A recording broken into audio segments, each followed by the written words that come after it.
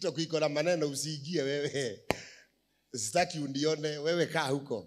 Wewe kaa kwa TV ya Shifo TV na Dani TV na Prophetic. Usiingie huko. Huko kuna wasimu wa huko. Wa Mathare wako huko. Wasimu wote duniani wanakuaga TikTok. Mimi ile mambo nasikia sijawahi sikia kutoka nizaliwe. Lakini navumilia. Bila zingine ambaye kuna vitu wanakosa, lakini Waluya walizaliwa wakiwa full packaged. Mbele iko sawa, chini pale iko sawa, hapa juu iko sawa, na pia wako na skwende. Wako na kitu kinaitwa skwende. Waluya wanakuwa na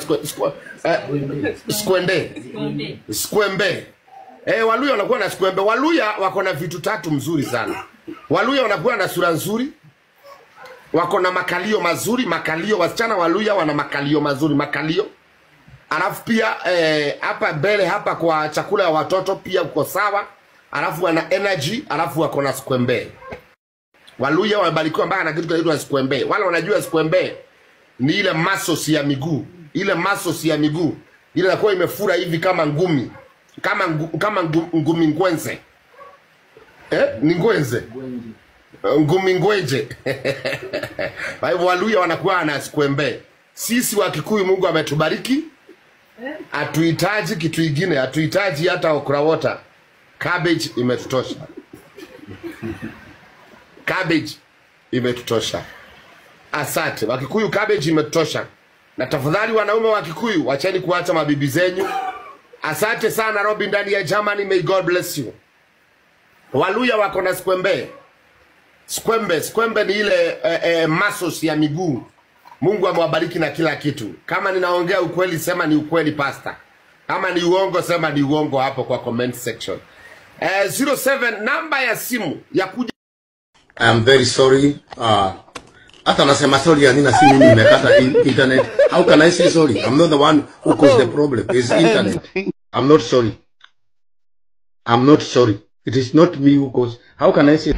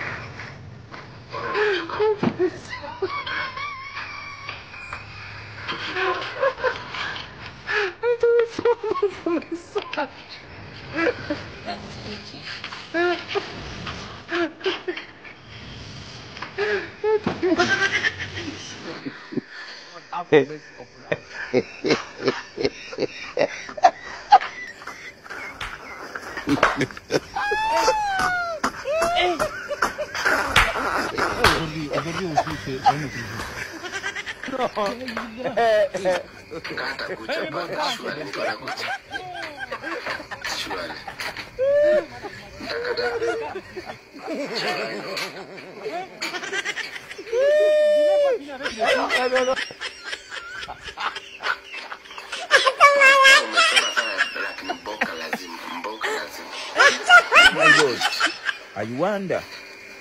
Yeah? Na wasichana mkatage kunyonywa. Unakuta mtu ananyonya matiti yako. I'm telling you the truth. Unakuta mwanaume ananyonya matiti yako na anaharibu usichana wako. Utaieberaria. Unanyonya matiti ni kama unakula malemao. Unajua malemao?